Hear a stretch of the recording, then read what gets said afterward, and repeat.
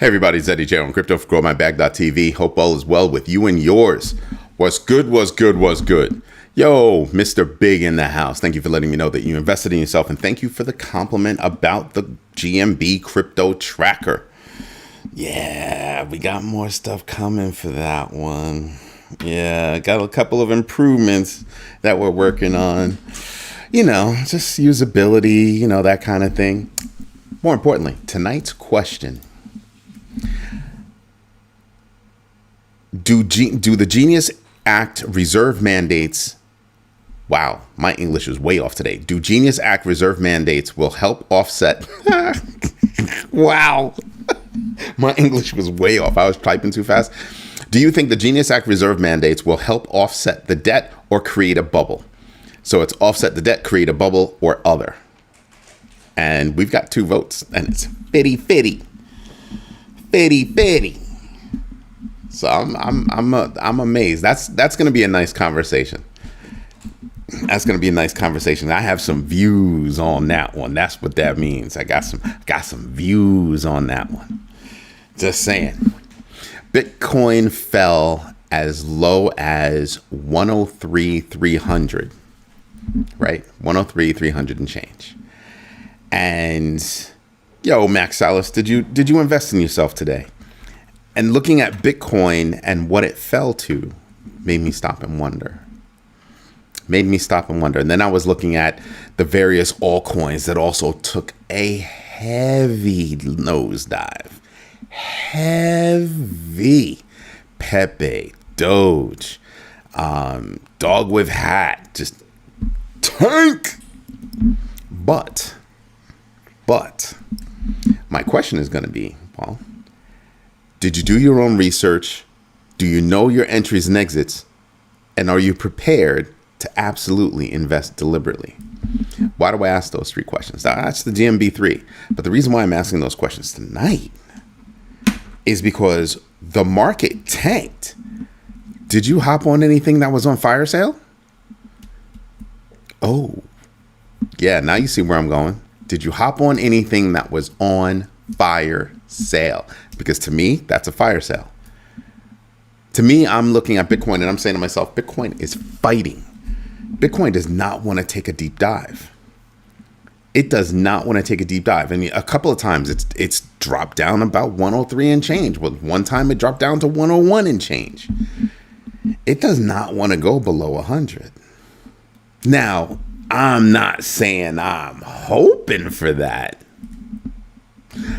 But I am saying, yeah, Mr. Big, I knew you bought. You like me. I'm like you. Peas in the pod. So yeah, I told you guys to do your own research, which meant that take a look at everything that's out there. I told you guys, so here's what I told you guys. I told you guys that I have a certain number of slots because there's only a certain amount of time that I have to handle researching all these different things. And then I told you that, you know, the market could take a little bit of a dip. Bitcoin took very little of a dip. Okay? But you had things out there that were taking 7-point, 10-point dives. And over the past little while, if you're following those assets, they're taking this much of a dive and coming right back up. What did I tell you I was doing? I'm playing the volatility. That's right. I'm playing the volatility. Why is that? Because that's how you can make money. If you're paying attention, doing your own research, knowing your entries and exits, and absolutely investing deliberately, you are capable of playing the volatility to your advantage. So that's what I've been doing. So I was waiting for this. Oh, you want to come down a little bit? Because I know that when Bitcoin comes down a couple of points, I'm going to see other coins just take a nosedive. And then they'll creep back up. I mean, just go look at some of the charts. Go look at some of the charts out there. Now, you've got to ask yourself, well, what made the news? What made everything take a nosedive? Well, What made things take a nosedive is the fact that, well, the United States is sticking its nose into a war that this new regime said it didn't want to do. It didn't want to get into any wars. But here we are sticking our nose in between someplace where we ought to have our noses. That's a conflict between Israel and Iran. Let them go handle it. Let them go handle it. Why are we trying to act like, we're going to get involved in that? Oh, if you do something to us, blah. So it creates chaos in the economy, in the global economy. Well, a part of that global economy is going to be crypto. So things took a hit. Things took a hit. Nobody was expecting it. He decided to run his mouth on Air Force One. The plane that the taxpayers actually pay for and not the one that's dilapidated and he begged to get from Qatar. Yeah. But that's just me. That's just me. Just saying. So I'm just sitting back and I'm looking at the market take a dive. Right?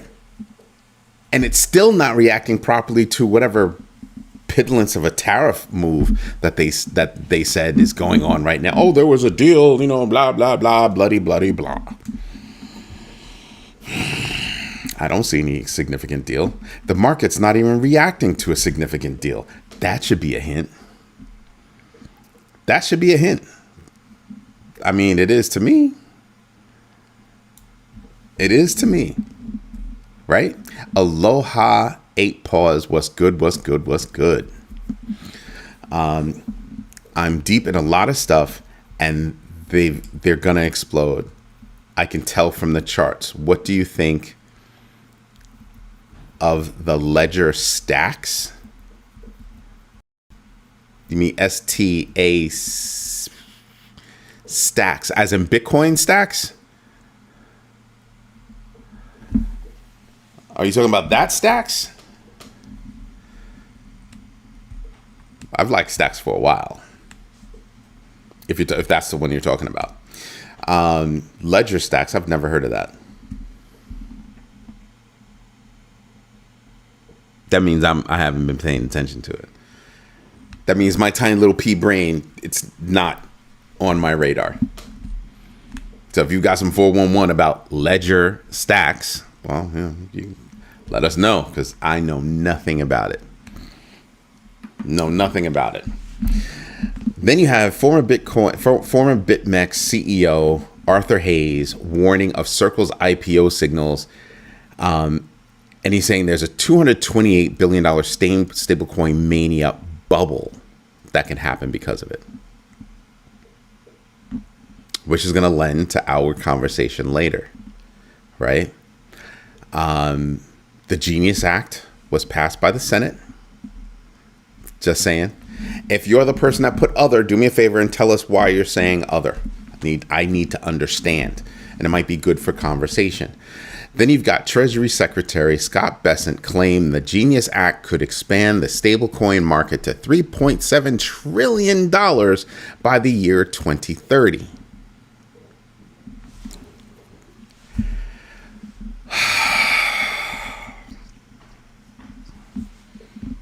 The reason why I'm taking a deep breath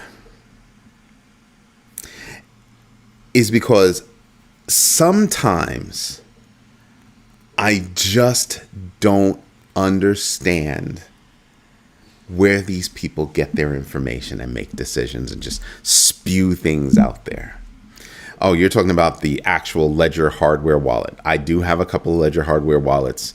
I know who Tanik likes, Trezor, because it's open source. I don't use any of the specialty features with my Ledger wallet. Oh, excuse me. And the reason why is because, well, I don't need their dumb stuff.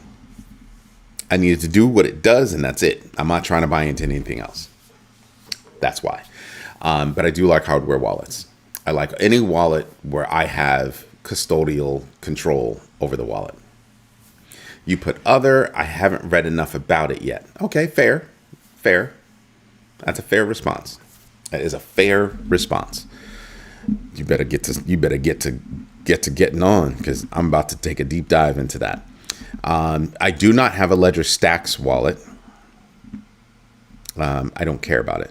One of the things that annoys me, I will say this, one of the things that annoys me about certain devices like hardware wallets, I feel like there's just not enough memory on them. And they seem to be going for teensy weensy little size. And I'm kind of like, it's not the size that matters. It's what it can do. What convenience does it give to me, right? And I think a wallet that's this tiny, it's like a little bit more girth to it.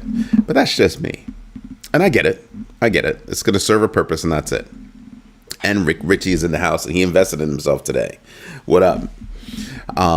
What else is out there? JPMorgan warned of stablecoin market chaos as banks race to launch tokens amid the Genius Act and Circle's IPO, right? Of course, I recorded today, early this morning, that they have JPMD. I would think that it stands for JPMorgan Digital. That's just me. I think that's what it is. However, they're saying it because they're also doing their own, trying to come up with their own stable coin, or looking into a partnership where a bunch of banks get together and create a stable coin. But everybody and their mama is trying to come out with a stable coin. Everybody wants their own little beanie baby. I'm just saying, it gets to a Mr. Big, don't make me walk down that road. Size doesn't matter. When you have something that's like this big, and some of these wallets are like really small. They're like, oh, let's make it convenient. No, I want you to make it so I won't lose it. You see what I mean? That's what I mean by it. I don't need you to make it smaller.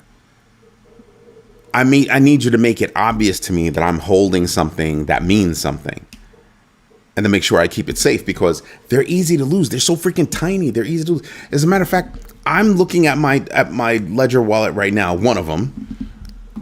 And it's smaller than a thumb drive. That's what I mean. That's easy to lose. My dog could get to it. Stitch would get to that and just have a field day. So, I like hardware wallets. I really, really do. I don't like some of the things that Ledger is doing with its hardware wallets. All this, oh, give us your code and we'll split that code into 3 pieces and one will go over here. No, I don't need you for that. I need you to do the hardware thing and don't touch anything else. That's what I need you to do.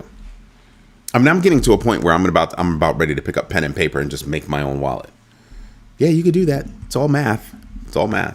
I don't think I could do it. I think I would, use some kind of computer application to help me out. But yeah, it's all just math. It's all just math. So yeah, I don't want something that's small. I want something that is of size, right? So I won't misplace it. And they made them look like thumb drives. Like you'd have to pick it up and be like, oh, that's a Ledger. The first Ledger I got was a gift from one of my boys. He was like, yeah, he does reviews. So he was reviewing the wallet and he was like, I have no use for this and they don't want it back. So you want it? And I was like, bet, I'll take it. But there's never any memory on it. There's never enough memory on it. And I'm like, memory's dirt cheap. How are you not putting memory on these wallets? You ever buy a Roku device and there's not enough memory on it? Same thing. Why? Memory's dirt cheap. How come you're not putting any memory on this? It's dumb. Yeah, it's the back door is there if you enable it. It's not there if you don't enable it. So, which is one of the reasons why Hutanic likes Trezor, because Trezor is open source. Truth be told, I'm not trying. I don't want to upgrade anything. I just want to buy it as it is. It works. It does what I need it to do. Leave me alone. Leave me alone. I buy a computer. I try not to upgrade as much as possible. Why? Because it does what I need it to do, and that's all I need it to do. Stop touching my stuff. I bought it. It's mine. Leave me alone. If I want the hardware update or the software update, I'll do it. But if I don't, leave me alone. Stop trying to force it on me. Windows does that. That's why a lot of us geeks move over to like Linux, because screw Windows. Just saying. What else do we have? We've got Polygon. Polygon has a zkEVM project. It costs about 250 mil, and they're running it right now at 100 mil deficit, right? I mean, 1 mil deficit. And they think that it's going to die between now and 2026, or people think it's going to die because they didn't upgrade to blobs, which is where Ethereum is. So it's pretty much inefficient. And I'm sitting back and I'm saying to myself, so Polygon has a problem where they have something where you shouldn't be building something on? Bit off more than you chewed, more than you can chew, possibly. We'll see if they can come back from that. That's what I'm waiting for. But I'm gonna have to see if they can come back from that. I got rid of my Polygon stuff a while ago. When Coinbase started acting like they were gonna give Polygon problems, I started getting rid of Polygon. That's when, because all it takes for a coin is to be listed on an exchange. They want to do an upgrade, and the exchange says, "Nah, we're not going to participate." Huh? And then then that's how the exchange causes confusion. And then you sit back, wow, this is going to blow minds.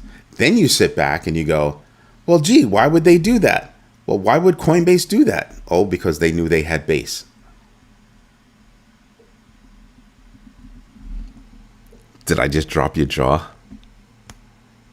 So I look at some of these things and I go, well, did you wreck Polygon because you knew you had base and you want people to come build on base? Huh. Very, very interesting. So just wondering. I don't trust a lot of these projects. And I'm telling you right now, Coinbase for me is probably just a hair above Gemini, and I can't stand Gemini. I cannot stand Gemini now. Rick Ritchie said, other enhances U.S. dollar dominance, reinforcing the dollar as the global stablecoin standard, but could be either. We'll have a conversation about that. Obviously, I don't agree with you. I can see where you're coming from, though. I totally see where you're coming from. But yeah, no. But we'll get into that in a minute. All BS aside, I'm always on the move. I need something where it will be able to move with me. Then, you can get a ledger and it'll move with you. Not a problem. Not a problem at all. Right. Run on your, it'll, does it have a little keychain thingy? Yeah, it has a little keychain thingy. You can attach it to your keychain. Leave it in your pocket. I don't like having my stuff out there. I have different wallets for different reasons. So my hardware wallet that I keep over there, technically I keep it over there. I just point over here, is for stuff that I don't need to get to real quick. Other wallets that I keep on dead phones, I can get to them quicker, right? Because it's on a phone that's not connected to the internet. And if I want to do something, all I have to do is connect it to the internet and I'm off to the races. But I have everything for all of my wallets all over the place. So if I have to grab my boogie bag and boogie, I can still get to everything. That's what you want to pay attention to. You also want to be mindful of what coins you're locking down and how you're locking them down. Right? You want to be able to get to your wallets quickly. Just saying. You want to be able to do that. You want to test being able to get to your wallets via other means. Normally this wallet is associated with this. You could take that information and move it over here and you can see if you can still get to it. What coins are associated? Yeah. People forget about that. Not all wallets handle all coins. It's one of the reasons why I have so many wallets. And I like to know that if I don't trust this wallet anymore and I bounce over to this wallet, I'm still going to have access to everything that's in that wallet. That's how I go about it. So I hope I answered your question, sir. Let me know if I didn't. I can go deeper. Kraken's Inc. Foundation minted 1 billion Inc. tokens for Ethereum Layer 2 DeFi using Aave-powered liquidity protocols and integrating with Optimism Superchain. Every time I think Optimism isn't awake, they're involved in something. Aave is always involved. If you say DeFi, Aave is 9 times out of 10 it's going to be there. Sorry, 7 out of 10 times, because they have like a 70% market share. 7 out of 10 times it's going to be involved. I like Aave. I actually kind of like Optimism. As a matter of fact, let me look up. Let me see something. Let's take a look at Optimism. Go take a look over here on the GMB crypto tracker. See how that works out. Control F. Ranked number 5, has a GMBX factor of 7.58. No, I don't hold any. They're a hair above PayPal. PayPal's whatchamacallit? PayPal's stablecoin. PayPal USD, PYUSD. That's funny. That's cray. That's honestly crazy. Hutanic, I did not invest in myself today.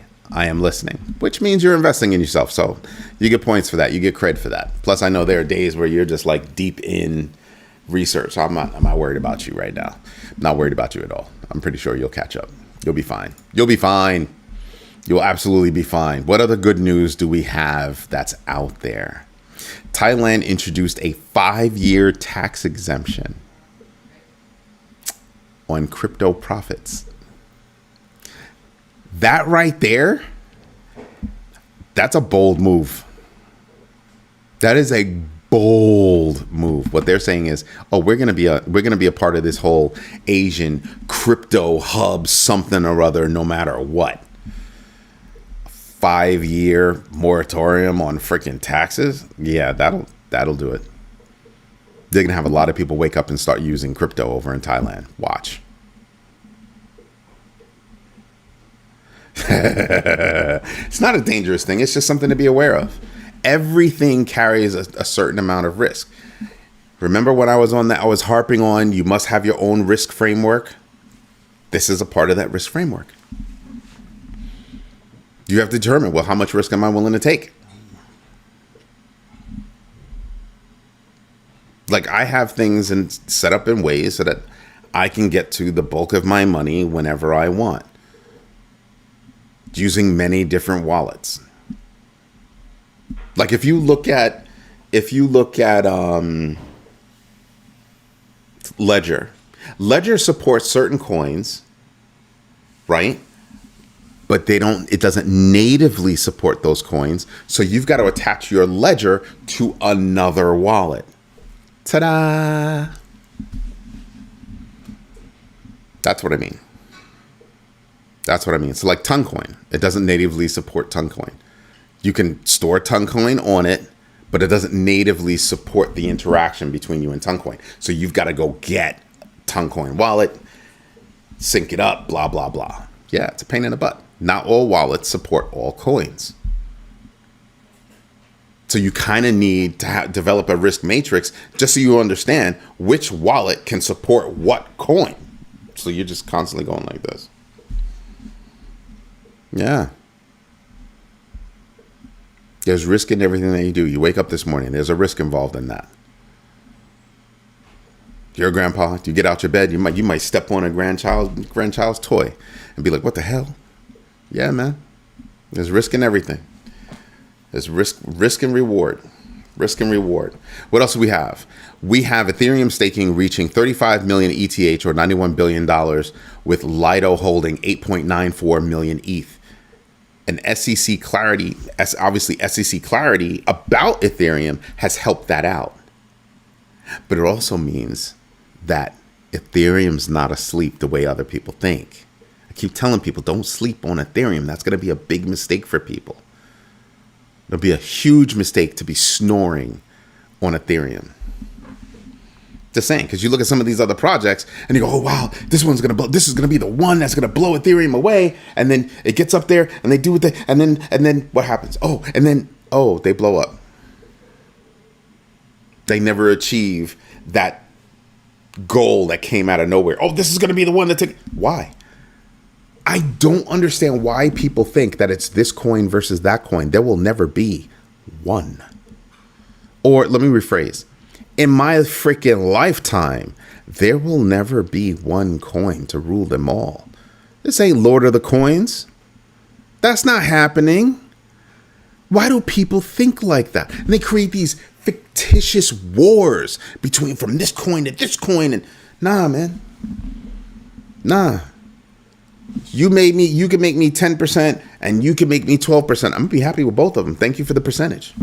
You're going to make me 10x, you're going to make me 9x. I'm going to be happy with both of them. Thank you very much.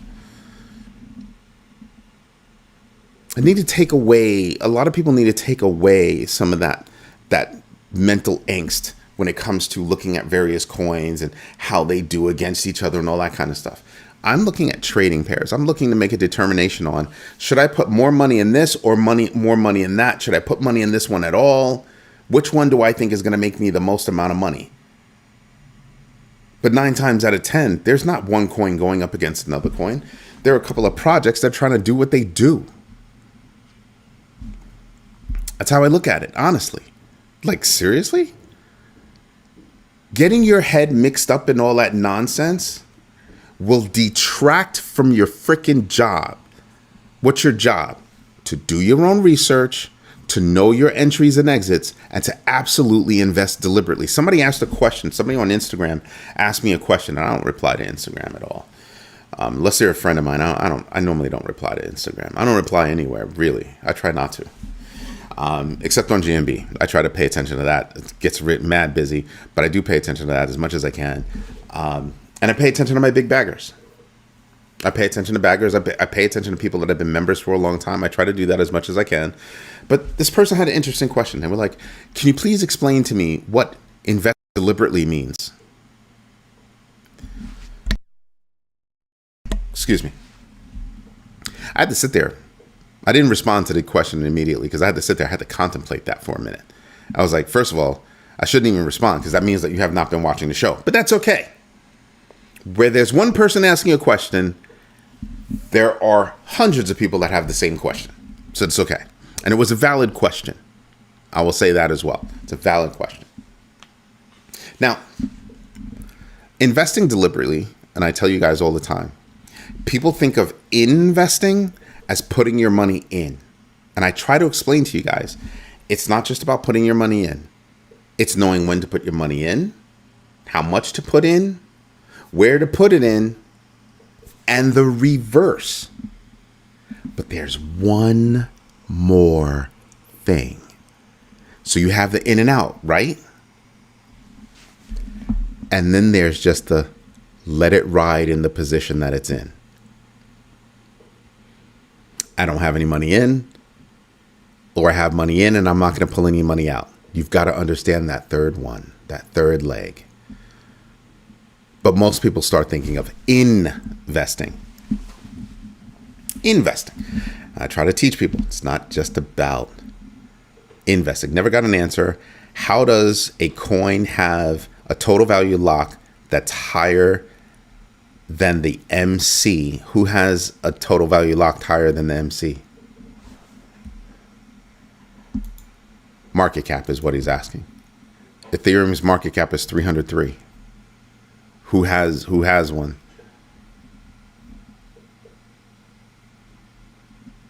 $303 billion. So it's not Ethereum. You're not talking about Ethereum.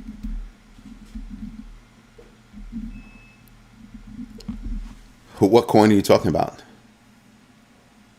And does it depend on the level one? No, that's one factor, sure. But if I have a question like that, I've got a question about your project, right? Because it should be simple math. You shouldn't have total value locked that is more than your market cap. Mathematically, that doesn't work for me. Mathematically, it's confusing. So when I look at my risk matrix, you've already sent up a red flag. So I'm not gonna be paying attention to that. I won't touch it. In other words, if you make me think too hard about something that shouldn't be hard to think about, I'm done with you. There's no reason for me to go further, because where there's one, there's many.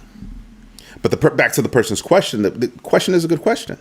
But like I said, it's not just investing. The word is just so confusing because it's investing. So that word "in" is always right there. But it's knowing when to put your money in, when to pull your money out, when to let your money ride, and when not to put in any money. You know what I mean? That whole thing. It's deliberately managing your money, not jumping in because somebody said, "Oh, Zebek's really good." Zebek could be really good. I've heard a couple of people bragging about it. I'm happy for you. It does not fit into my risk matrix at this point in time. I'll pass. And I did the research. I did enough research, and I did enough research to realize I don't have to do any more research because it just does not have a compelling reason for me to give it a slot. Ta-da! So yeah, investing is a problem.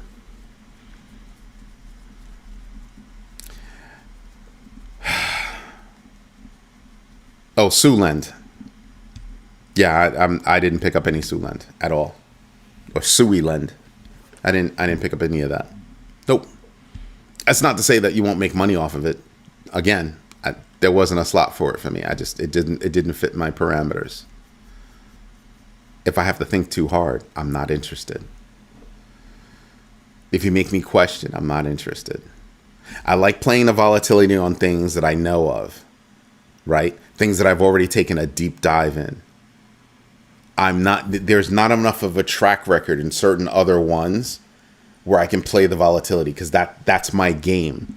For others, their game is, I can afford to put in this amount of money because I think this one's going to make me an X, versus Eddie's just playing the volatility and he's just playing percentages. Yeah. I have a friend that did research on a single stock. This is a long time ago. I'm an old man, I can say that. And he did a lot of research on a single stock, and he had that stock down to a science. And all he did was sit there and day trade that stock, just played its ups and downs. And he made a fortune. I kid you not. He made a fortune. Took himself on an African safari. We used to work at mail.com together, back when mail.com was something. Yeah. Took himself on a nice little African safari, was chilling. But he looked at that one stock and just took it down and got it down to a science.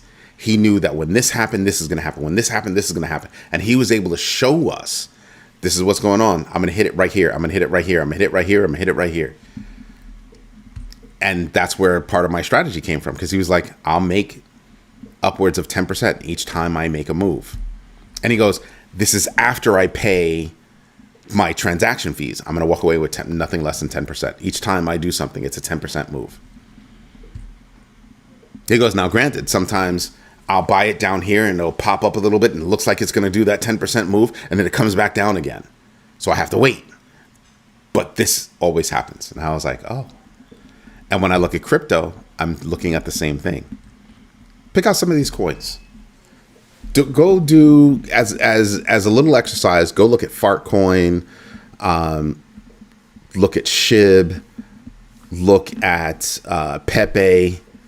I mean, I would really look at Pepe and Fartcoin more, because they have more volatility, and you can kind of see how that goes, and you can kind of see how it's rocking and everything. And then what I want you to do for extra credit is compare those coins to Bitcoin. When Bitcoin takes this much of a dip, how much do they take a dip? Aha. Aha. People think I'm crazy, but this is one of the reasons why I actually came up with the GMB X factor. It makes it easier for me to compare coins. like side by side. Oh, you're going up like this, or you're going up like that.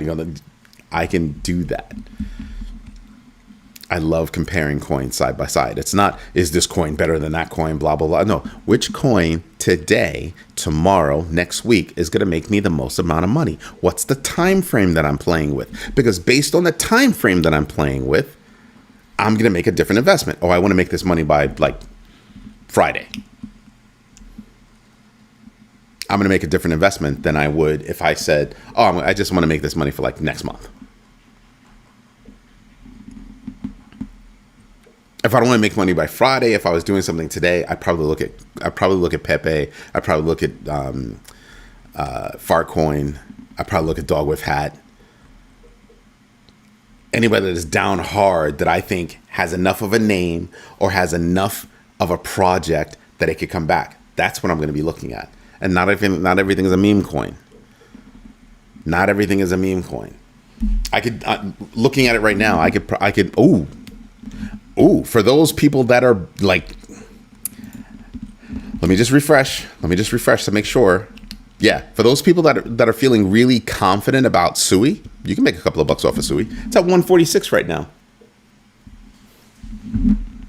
A couple of days ago, I mean, not even a couple of days ago. What, yesterday, day before, it was at what, 157, 158?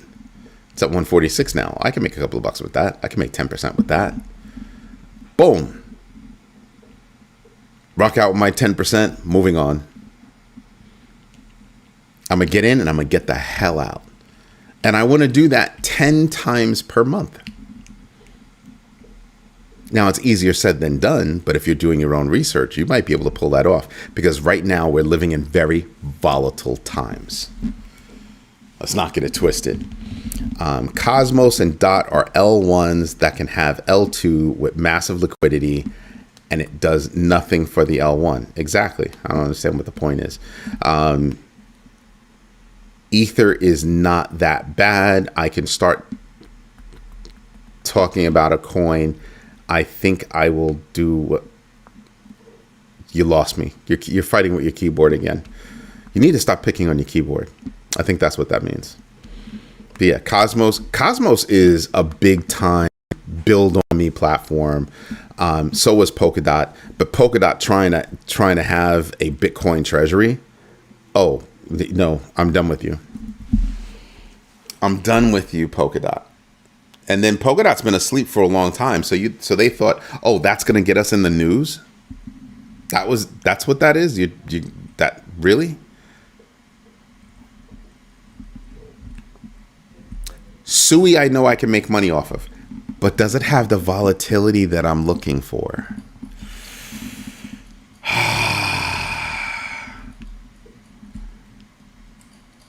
Told you, my mindset when it comes to hodling and trading are totally different.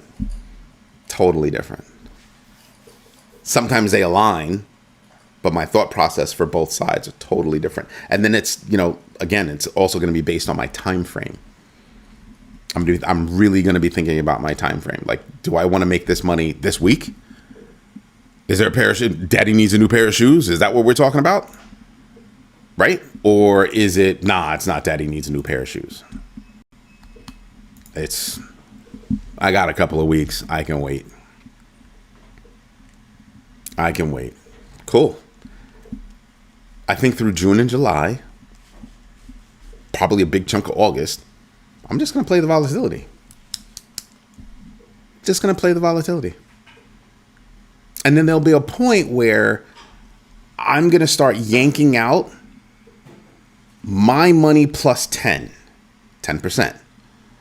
Like if I've made more, it'll be my money plus 10%. And then I'm going to let the rest of it rock. I know people think I'm crazy. Depending on what it is, but depending on the coin, I'm going to let it rock. Why is that? Oh, well, it's because we have a whole bunch of ETFs that I expect will be approved this year. And that could cause, could. And I'm willing to wait with OPM, other people's money. But my money, I'm waiting.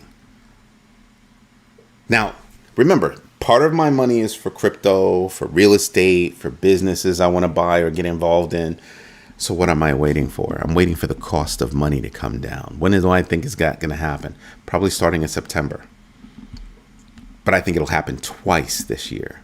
So I'm going to wait for the second shoe to fall before I start making big money moves. Until then, I just want to build bank. That's all I want to do is build, build, build, build, build. So that way, when the cost of money is cheap, and I can identify a business that I want to get into, or a move that I want to make, or real estate that's on the cheapy, that's what I'm going to do. Oh, and I'm one of those people. I don't buy real estate with the hopes that, I'll make money when I come to refinance. No, I better be making money the day I put the ink on the paper for that piece of property. If I'm not making money that day, there's no reason for me to buy that property. The amount of money that I make on that property from that day should be okay, right? And then when it comes time to refi, it's even better. That's the gravy. That's the gravy. So that's what I look for.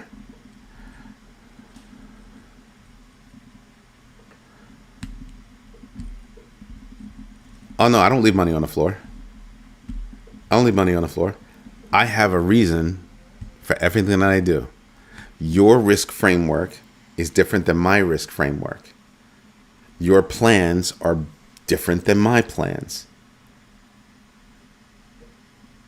I want to build a multi-pronged empire.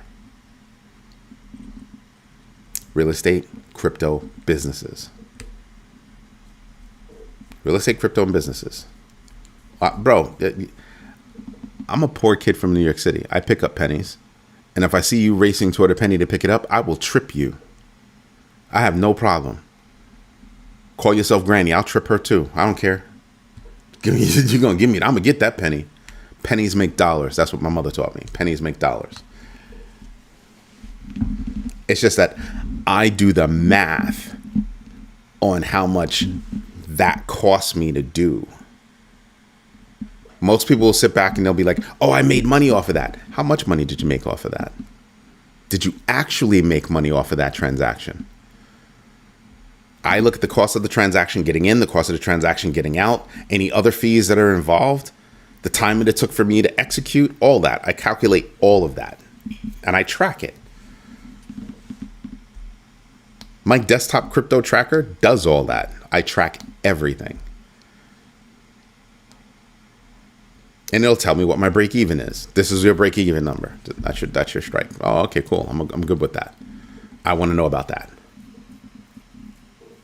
After fees and everything else, here's the real price that you need to know your entries and know your exits. Here's the real number. I bought it at 314. I had fees involved. My real cost for that particular coin was 317. Right? As an example. That's what I do. I pay attention to all that. I pay attention to the arbitrage. Maybe I'm making money the way I'm getting the coin and the way I'm selling the coin or whatever asset it is, I'm making money off the arbitrage to offset whatever it is. Maybe I went through 3 hops instead of 2 hops because that third hop I made money. Ta-da! I gave you guys that example eons ago. This is how I pay attention. This is how I make money. Every penny counts. I just look at pennies differently. Sometimes that penny is not worth it for me to pick up because it'll cost me 2 pennies to pick up that 1 penny. I keep it moving. Most people sit around and they go, oh, I'm going to make money off of that. Oh, here's some money. I'm going to make money off of that. I'm going to make money over here. Make. You're not always making money. Pay attention. Pay attention. Right? What other news do we have? Let's see. We have meme coins like Pepe and Doge. They crashed like 3%. I think Farcoin was down like 7-point-something%. I told you that this morning. Matthew Siegel, the head of digital assets research at Van Eck, warned that Bitcoin treasury companies need to monitor their share price Their share prices relative to the net asset value, Bitcoin.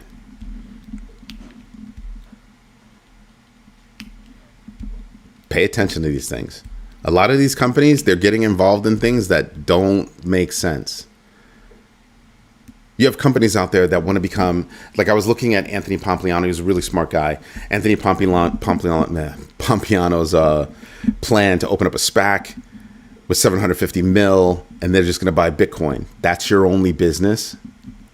That's your business, is to buy Bitcoin. That's your business. That's your business model. That's it. Oh, okay. Why would I buy stock in that company? And it's Pompliano. Cool dude. Met him once, real smart. I just don't see it. Now maybe I'm dumb, but I don't see it. I can buy it and sell crypto myself. But there are a lot of vehicles out there that are being created for people that do not want to buy it themselves or don't understand how to buy it themselves. So they're not buying it themselves. They're letting somebody else do it, and they're buying into that. Totally get it. Totally understand. It's just not for me. It doesn't fit in my risk matrix model. When I look at my risk matrix, I sit there and go, okay, this is the stuff that I can do. Stuff lands on top of my risk matrix, and I give it a little shake to see what fits into the risk matrix model, right?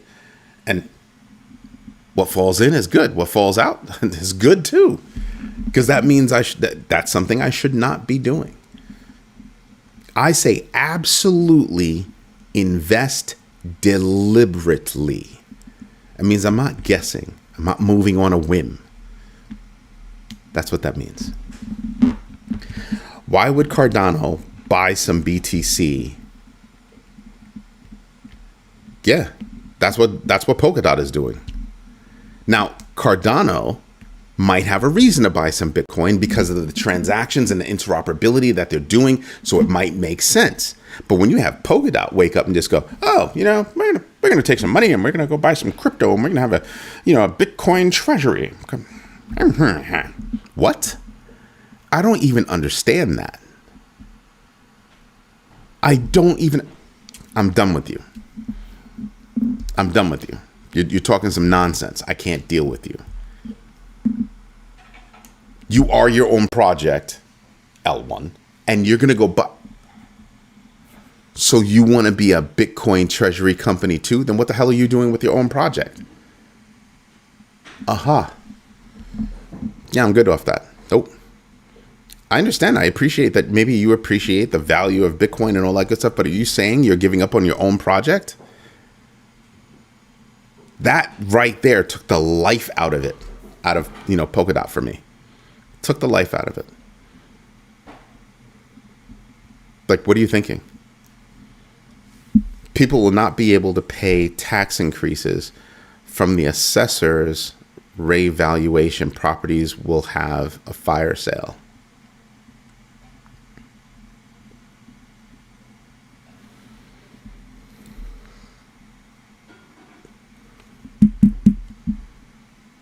That's literally why I'm waiting. I had to hold back the laughter for a minute. Once you read what he's saying and you understand what he's saying, I had to hold back the laughter. Because, yeah, he's absolutely right. That's why I'm waiting. So one of our big baggers said, I wanted to buy property for 750 grand.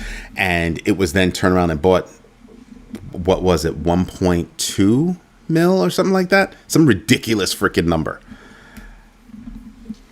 And I said the reason why they did that is twofold. They wanted the land, they wanted that property. And on top of wanting that property, they wanted to put all of the other properties out there out of reach of other people. So now the only other people that could buy that property are people that could cut those kinds of checks. But now they don't have to worry about the haggling, the back and the forth, and all this good stuff. Now they can walk in the door and they can be like, all right, well, we can haggle down.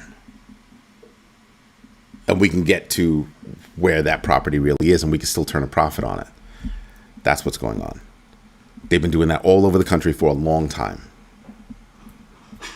A while ago, I gave an example of how they were doing that down in Georgia. And they're not just buying the properties, they're buying the local businesses as well. And they're buying the ability to use the former owner's name and likeness so that they can keep the ruse that the business is still locally owned or, small business, whatever. Meanwhile, it's this big corporation that now owns this company. Mr. Big, did you notice how it was not using any names, not pointing anybody out? Just wanted to let you know. So yeah, I look at that and I just pay attention to that. So yeah, I'm waiting for that fire sale. I'm waiting for people that can't pay the money from the assessor's office because the property taxes have gone up so much, because the value of the homes have gone up so much. Oops. And in some towns, you'll see taxes being bought up. You'll see taxes being paid. Oh, they're behind on taxes? Oh, I'll pay that. Boop. Depending on the town or city that you're in, you're allowed to do that. And then if the property goes up for sale, right, the bank that's going to take over that property will normally knock on your door first. Oh, hey, we noticed you bought the taxes. Do you want this property? We can cut you a good deal. Then that property never hits the open market. You want to take over the mortgage that they have? Like, they'll cut some serious deals. They will cut some serious deals. It's not just about waking up in the morning and going to look on Zillow and all that dumb stuff. You got to go do your own research, know your entries and exits, and absolutely invest deliberately. And people think they know the real estate game. Oh, they have all these real estate calculators and all that other good stuff. Yeah, make phone calls, make friends.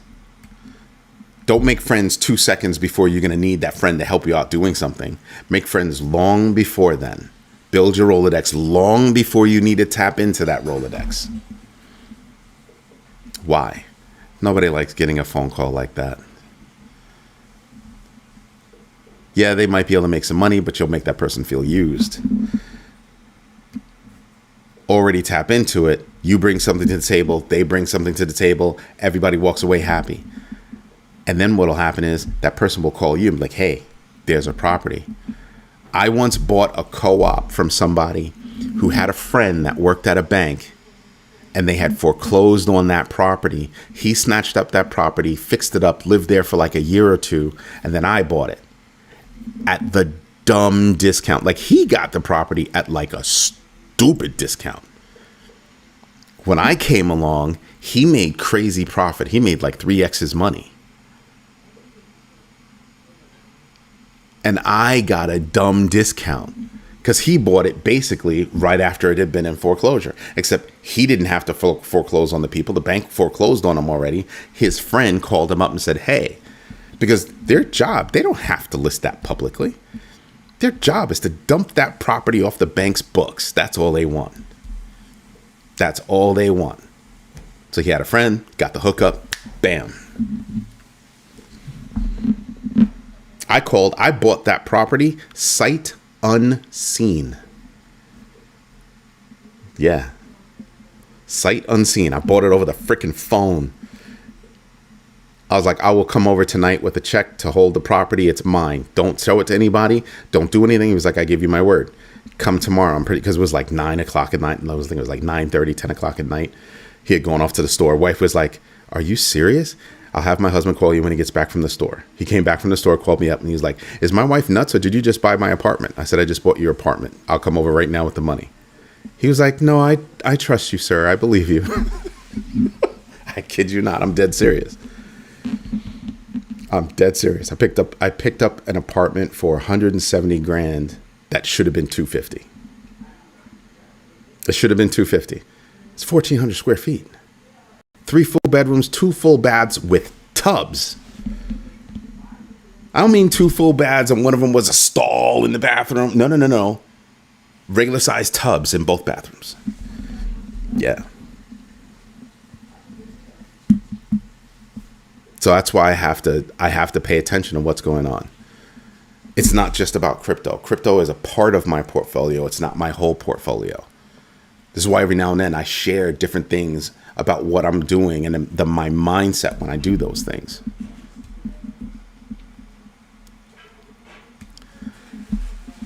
Oh, heck yeah. When that grill gets to going, I'm going to be all about it. We'll have Hutanik make the barbecue. Just saying. Just saying. He does all those things and stuff. So you got to pay attention to that. But yeah, you have to. I'm playing the volatility in a market space that I understand. I understand crypto, so I'm playing the volatility in crypto. Right? As I'm playing the volatility in crypto, why am I doing that? I'm trying to build bank for other moves that I want to make.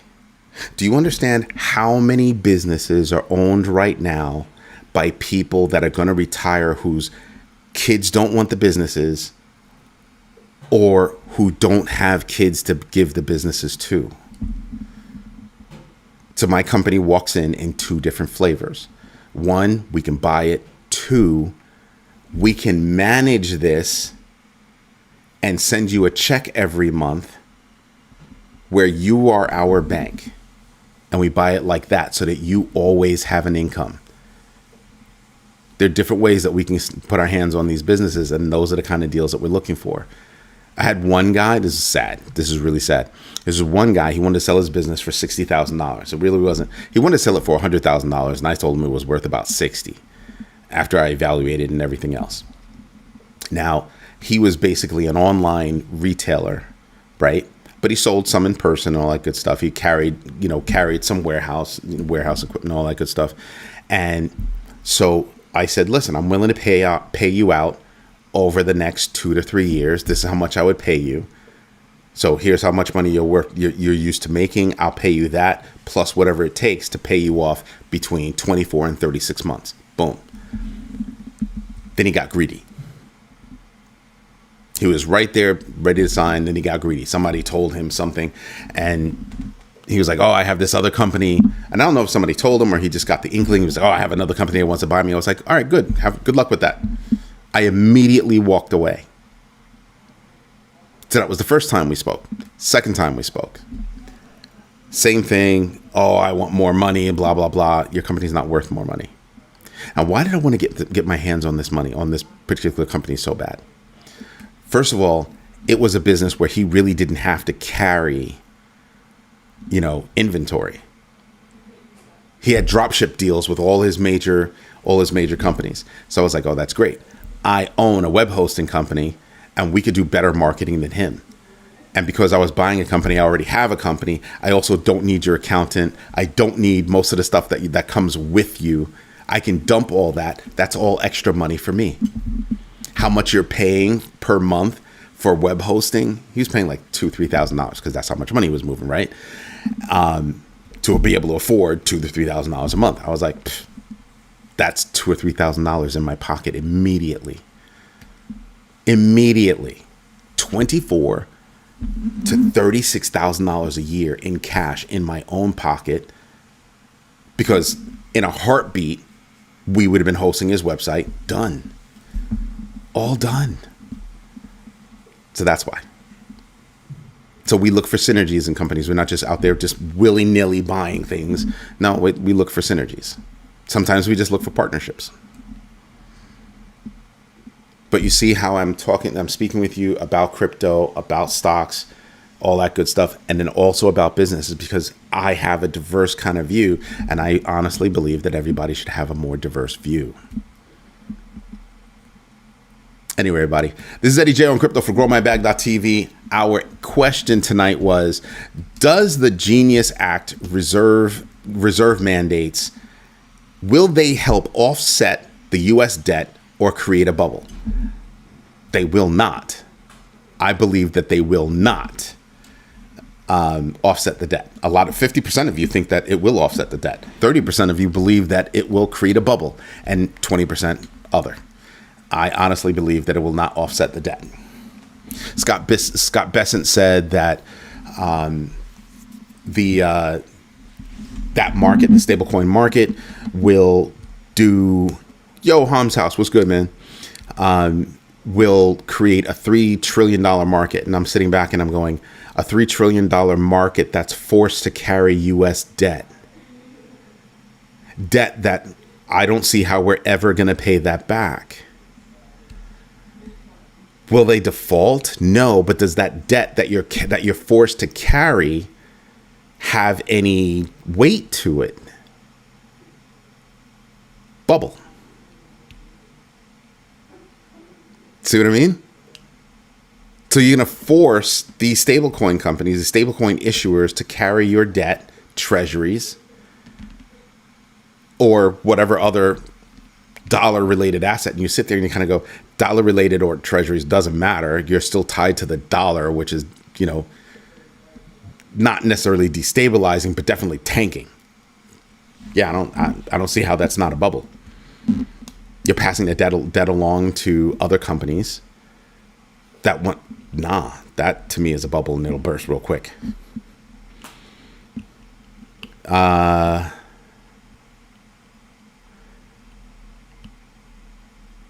Mr. Big, I'm sorry I missed it all, but yes, thank you about that.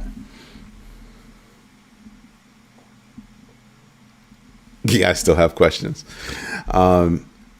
They will transfer the risk to stablecoin holders. And if you're holding a particular stablecoin that's tied to the US dollar and you want to do business in the United States, you're tied to the Genius Act. If you're tied to the Genius Act, yeah, if you're holding that stablecoin, you are holding US debt. I'm not trying to hold US debt. I'm not trying to hold US debt in that form. Nope. I'm good off that. And then what's the plan if that company, let's suppose it's Circle and they go belly up? All right, what's the plan? Are you going to make me, are they going to make me hold? How long do I have to wait? Nope, I'm good off that. Nope. Which is why I immediately point to bubble. I immediately point to bubble. Oh, Mr. Big, God bless, man. Because if you're a granddaddy, that means your mother is a great grandmother. That's awesome. That's awesome. Just saying, just putting it out there. Red Star, what's good?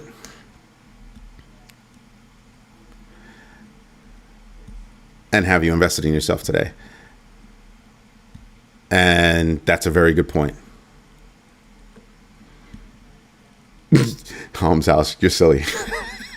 Everybody, you get a yield and you get a yield and you get a yield. Everybody gets a yield. Yeah, like Oprah. That's funny. That's just funny. Yeah, Hutanic, you say bubble in a decade. You're being nice. Like, for real. Stop and think about that. A bubble in a decade? Think about that time. Think about that time frame. A decade. $37 trillion in debt right now. They want to up the debt by another $5 trillion. Like, what? You think you think it's a decade away? Nah, man. And by the way, the stable coins, if Scott Bessent thinks the stable coins, the way the Genius Act is written, it'll knock off like $3 trillion. It'll help debt, by 3 trillion. Yeah, nah. And at some point, the devil gets his due. Problem is, the whole world is having that problem right now. The whole world. Just saying. Just saying. Who the heck? Oh, that's my cousin. As soon as they inflate the dollar, the GDP debt will look better. I think it's a part of the bubble, man. I don't think there's a time that'll look better. You already have people on both sides of the aisle saying, and what are you doing about this debt? And there's no answer. There's no answer about it. So people have a problem. And everybody, it's been fun. This is Eddie J on Crypto for GrowMyBag.tv. Hope you like what I'm doing. If you do me a favor, smash the likes. Tell your friends about this community, because this is the only community out there that's all about helping each other to grow our respective bags. So do that. All right.